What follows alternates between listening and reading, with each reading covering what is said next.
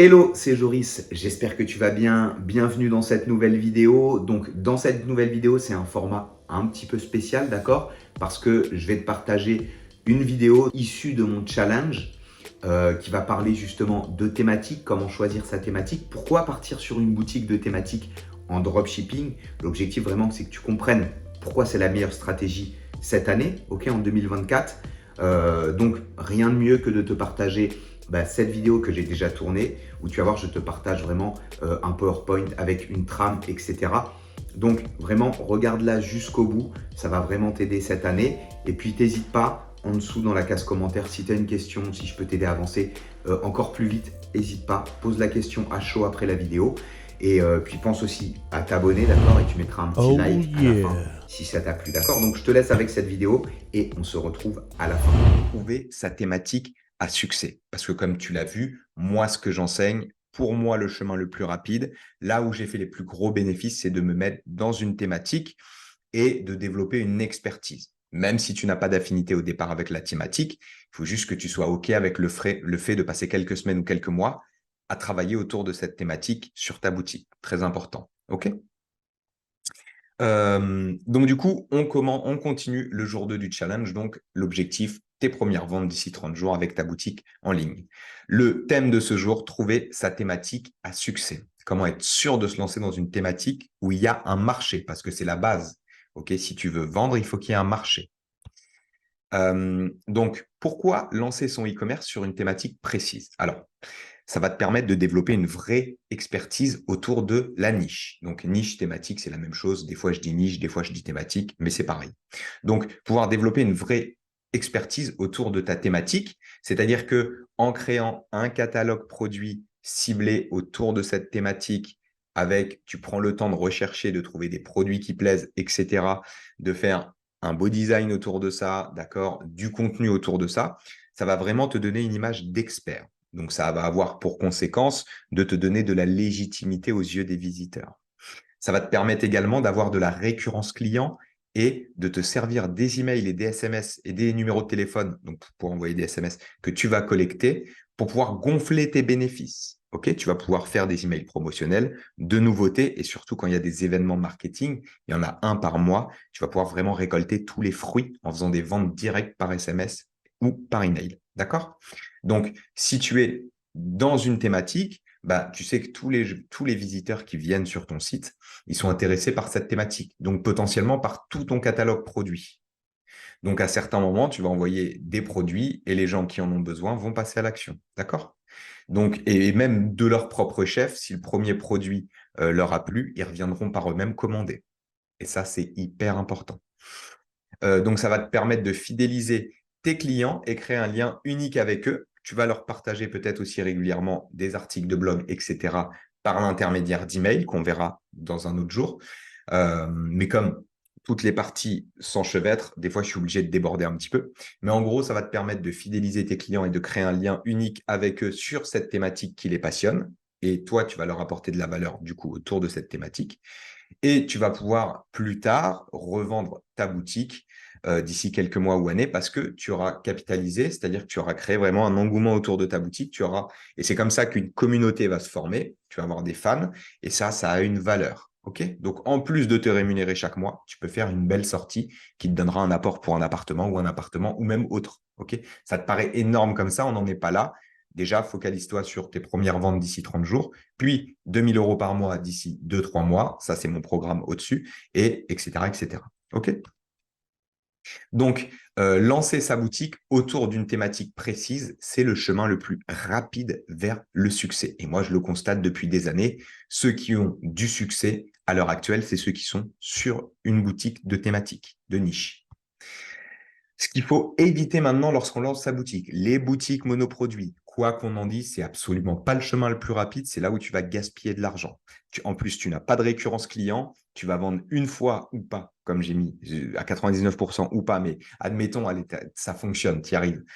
Tu vas vendre une fois le produit, et d'ailleurs c'est bête parce que tu vas dépenser de la pub, tu vas être obligé d'être rentable en acquisition. Ça va te complexifier la tâche parce que des fois, le marché ne le permet tout simplement pas. Donc, ça va te complexifier la tâche et tu vas devoir recréer des boutiques en permanence, en permanence, en permanence, et tu ne pourras même pas proposer des produits complémentaires à tes clients.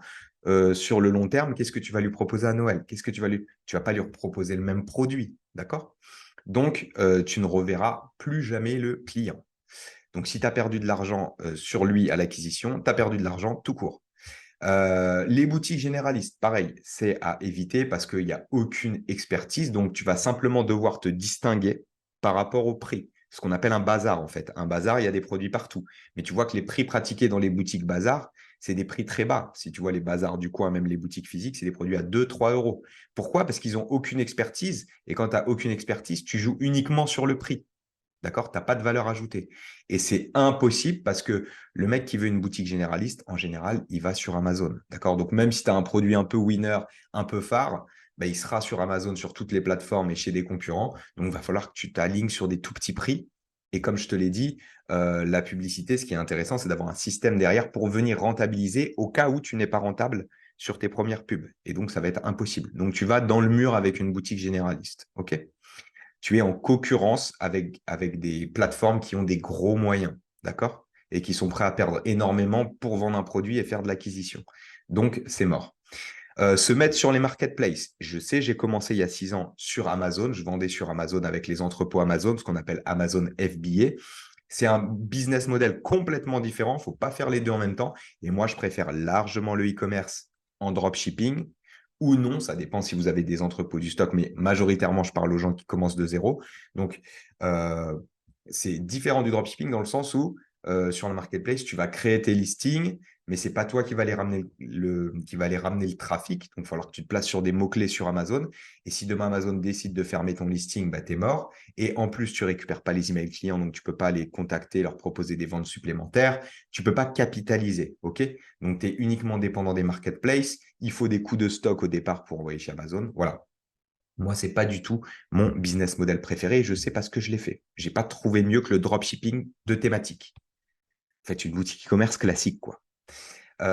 Si tu veux être encore là dans 2 ans avec ta boutique, pars sur une thématique où il y a de la demande. Très important, ok? On ne va pas se lancer sur la niche des tortues, par exemple. Enfin, tu peux avoir une audience ou une cible, tu vois, mais elle va être très limitée. Donc, si tu veux générer, peut-être que tu vas réussir à générer 1000, 1500 euros par mois si tu fais bien les choses. Mais si tu veux monter à 5, 10, 20 000, ça va être compliqué, ok? Parce que l'audience sera limitée, tout simplement. Donc, comment identifier une thématique à fort potentiel? Et c'est là que ça va être intéressant parce que on va identifier une thématique à fort potentiel et derrière, on va aller trouver un segment à l'intérieur pour pouvoir rentrer dans cette thématique, pour se couper de la concurrence. Donc, on va allier les deux, être dans une thématique à fort potentiel et en même temps pouvoir aller trouver un segment. Donc, tu peux tout simplement te servir et tout bêtement des marketplaces. OK? Alors, je vais réduire un peu. Hop. Tu peux tout simplement aller te servir des marketplaces type Amazon, Cdiscount, etc. Tu vas regarder les catégories qui répertorient. Et je prends cet exemple parce que vraiment, en fait, c'est pas compliqué d'aller identifier des thématiques et d'avoir des idées, mais il faut juste savoir le faire et qu'on vous le dise. Donc, moi, c'est ce que je dis simplement dans mes programmes. On voit des modules avancés pour déterminer le nombre de ventes, etc.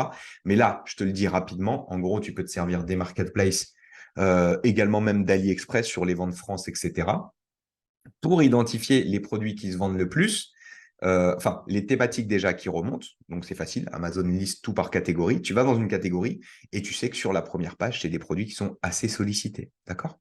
Après, tu as certaines thématiques type randonnée, il va y avoir des saisons, etc. Donc, il faut bien que tu tries et que tu mettes les bons produits en avant en fonction des bonnes saisons. C'est important. Ça, c'est autre chose.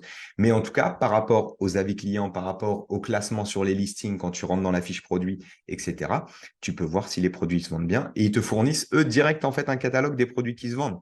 Donc, à toi, après, d'aller chercher des produits similaires qui se vendent bien. Enfin, des produits similaires, tu sais qu'ils se vendent bien, mais tu te démarques avec une couleur, avec une forme différente, etc. Je pourrais, par exemple, aller chercher ce sac banane si je suis dans la randonnée avec une couleur différente ou une forme différente. Je ne sais pas, la gourde s'attacherait plus sur le côté. Voilà, je peux tester d'autres choses pour m'isoler un petit peu de la concurrence. Donc, comment procéder le plus simplement possible? Tu identifies une thématique parmi les catégories Amazon, par exemple. Tu répertories tous les produits en fonction des meilleures ventes dans un fichier Word ou Excel. Donc, tu vas mettre, OK, produit 1, nan, produit 2, sacoche avec gourde, produit 3, bâton de randonnée, produit 4, poncho, produit 5, etc. Je parle de la randonnée parce que c'est l'exemple que je prends également dans ma formation et c'est avec ça que j'appuie la création de la boutique avec vous pour vous suivre. Mais en gros, du coup, tu répertories tous tes produits comme ça. Et après, ça va te permettre d'aller les sourcer sur AliExpress et de les rajouter directement sur ta boutique. Donc, comme je te dis, tu vas chercher sur AliExpress des produits similaires. Et si tu peux, ce que je te disais, un petit peu différent, design différent, couleurs différentes, et tu vas les rajouter sur ton site, OK, dans des collections cohérentes. À partir de là, tu sais que tu as un catalogue produit qui sera sollicité, qui est sollicité par le marché. Donc, tu vas pouvoir commencer à développer ton expertise autour. Tu dois créer des collections cohérentes à partir d'un catalogue produit. Par exemple, sur l'exemple de site de randonnée, OK, tu as poncho 3 en 1, donc j'avais mis tous les ponchos dans une collection, toutes les lampes frontales dans une collection et toutes les chaussures d'hiver dans une collection. Donc ça va être des collections pour l'hiver, mais en été, c'est d'autres collections qui apparaîtront, OK, des collections d'été.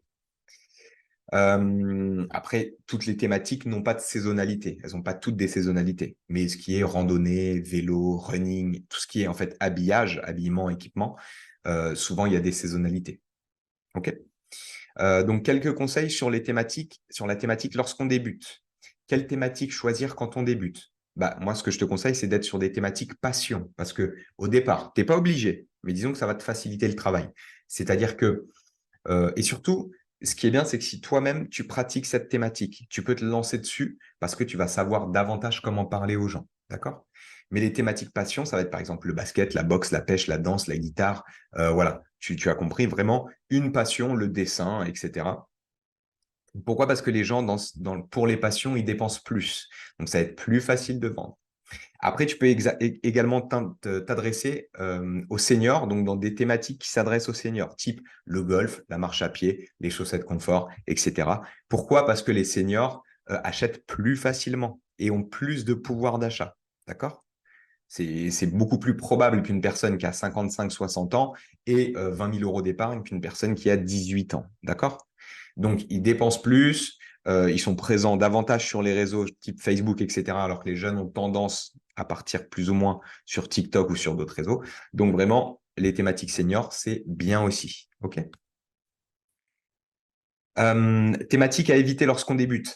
Habillement. Donc, quand je dis habillement, c'est vêtements de mode, d'accord? Streetwear, trucs comme ça. Pas vêtements de sport ou qui sont liés à une passion.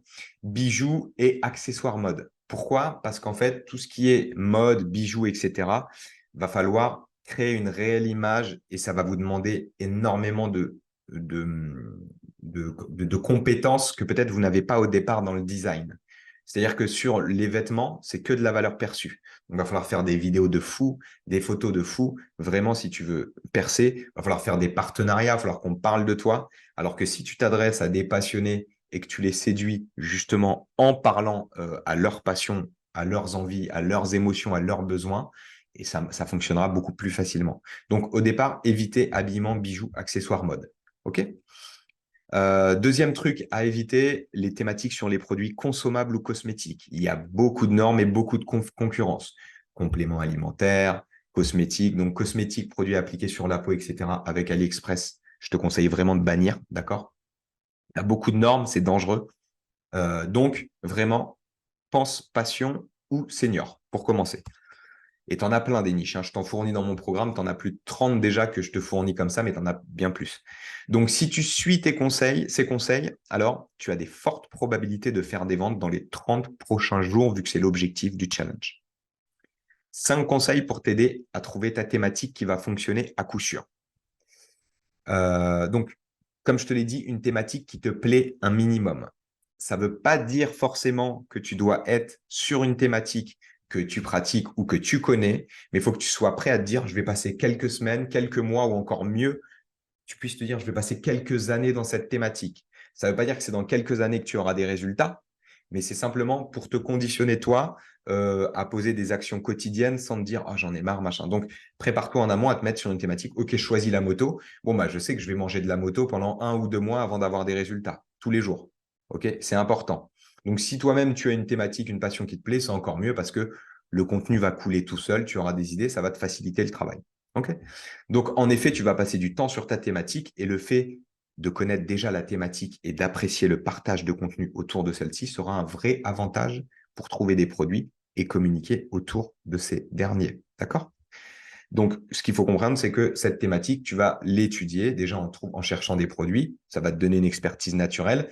Et puis, tu vas aller lire des articles, etc. Je te conseille chaque jour de lire un peu et vraiment de devenir un expert là-dessus. Donc, ta thématique, tu vas faire corps avec elle. Donc, vraiment, il faut que tu sois prêt à passer du temps dessus. Une thématique qui est sollicitée. Autre conseil pour que ça fonctionne, si tu prends une thématique qui fait déjà des ventes, tu t'assures des efforts qui paieront dans un futur proche. Vu que tu vas travailler sur ta boutique, tu vas faire une ambiance, un univers qui plaît à tes clients, tu vas sourcer des produits sollicités, etc. Tout ça, ça va te demander quelques semaines d'efforts, ok, si tu fais bien les choses, mais tu es sûr que ça paiera. Tu pars sur une thématique où il y a de la demande. Le pire truc, ce serait de partir sur une thématique farfelue où tu n'as jamais validé le volume de vente et qui ne fonctionne pas. Tu vas travailler dans le vent. Comme en monoproduit, tu travailles dans le vent. OK? De plus, une thématique assez sollicitée te permettra de ne pas plafonner au niveau de tes ventes. OK? Donc, tu vas pouvoir scaler. Plus il y a de la demande dans ta thématique, plus tu peux augmenter tes budgets pour aller toucher du monde. C'est important. 3. Analyse sur les grosses plateformes. Sers-toi des grosses plateformes type Amazon, AliExpress, Cdiscount, ce que je te disais, pour valider le volume de vente dans cette thématique, le choix de produits, que tu as un catalogue assez large, pour pouvoir mettre 20, 30, 40, 50, 100, 200 produits à terme sur ta boutique. Même si certaines thématiques, ça coule de source. Ok, par exemple, si je prends la thématique dans le basket, je sais qu'il y a beaucoup de gens qui font du basket, je le vois tous les jours. Si je prends le tennis, pareil. Si je prends le vélo, pareil. Si je prends le running, pareil. Ok, mais il faut quand même aller étudier le marché pardon, pour s'assurer du catalogue produit, des produits que tu peux commercialiser, que tu peux trouver sur AliExpress. Parce que moi, je conseille de partir sur AliExpress. Encore une fois, c'est le plus simple au départ. Va pas chercher un agent, va pas chercher à faire des packaging, va pas chercher à trouver le meilleur fournisseur, même si AliExpress, pour moi, c'est un des meilleurs parce qu'il y a vraiment de la qualité. Le point négatif, c'est 10 à 12 jours de délai de livraison, mais il s'améliore. Et si tu le dis clairement aux clients, ça ne les gênera pas. OK. J'en sais quelque chose, parce qu'il y a un gros volume de vente, OK, via AliExpress. Donc, une thématique avec un catalogue produit assez large. Assure-toi de pouvoir rajouter au moins 30, 40 produits dans ta thématique. Ça te permettra de conserver ta clientèle très longtemps et de pouvoir leur proposer d'autres produits pour les événements marketing, etc., etc. La thématique doit offrir des produits simples à vendre. C'est aussi un truc à prendre en compte. Il faut que les produits de ta thématique soient simples à commercialiser. Par exemple, évite les produits normés, sécurité, cosmétique, bébé. Même si je sais qu'il y en a plein qui se mettent sur la thématique bébé, il faut comprendre que c'est une thématique qui est normée. D'accord? En tout cas, si vous vendez depuis la France. Si vous vendez depuis je ne sais pas où, je ne sais pas s'ils peuvent vous retrouver. Mais en tout cas, la thématique bébé, c'est une thématique également normée. Et puis pensez au bébé aussi, d'accord?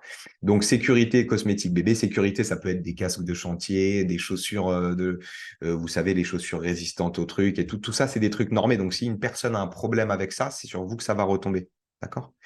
Et puis, pareil, si vous vendez des trucs un peu plus poussés, genre un vélo ou j'en sais rien, pareil, ça va être compliqué en termes de normes, ça va être compliqué à rédiger en fiche produit. Enfin, voilà, partez sur des produits simples, OK?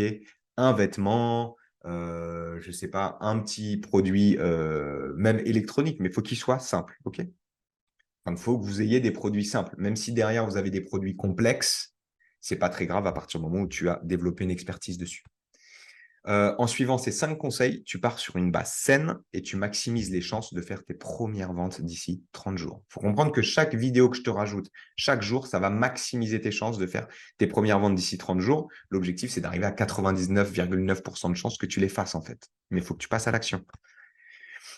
Si tu choisis une bonne thématique et que tu développes une expertise dedans, tu réussiras. D'accord? Je le montre à chaque fois avec des nouvelles boutiques que je lance pour tester et à chaque fois, je valide ma méthode. Et la méthode d'ailleurs que tous les gens sérieux enseignent. Yes, t'es arrivé au bout de la vidéo, félicitations. Donc, n'hésite pas à me dire ce que tu en as pensé en dessous. J'espère vraiment que ça va t'aider pour cette année à développer ta boutique. Ok, voilà, pose-toi les bonnes questions, réfléchis bien, trouve ton marché, d'accord? Comprends ton client et tu verras que ça va le faire si tu es assidu et que tu te fais bien entendu un plan d'action. Ok?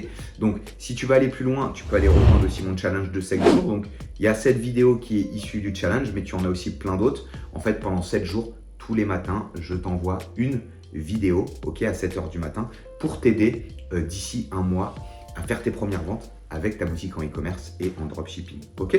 Donc, tu auras aussi, bien sûr, le e-book en dessous qui est totalement gratuit. Donc, n'hésite pas à prendre ces deux choses offertes. Pense également à t'abonner, à mettre un petit like. Et je te dis à la prochaine vidéo. C'était Joris. Ciao.